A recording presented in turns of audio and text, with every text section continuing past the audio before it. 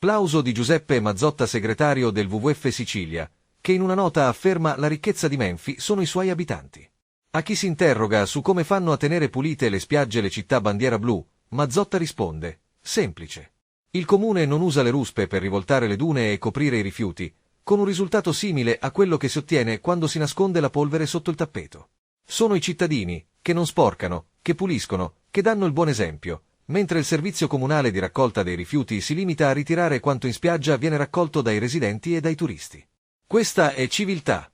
Continua Mazzotta, civiltà che si replica ogni qualvolta le associazioni si impegnano in operazioni di sensibilizzazione, come quella che ha visto coinvolto il WWF con il sindaco del comune di Menfi, i Masci e il Circolo Nuovo La Concordia, a raccogliere quel che il mare aveva spiaggiato accanto alla località di Portopalo, nella spiaggia delle Solette.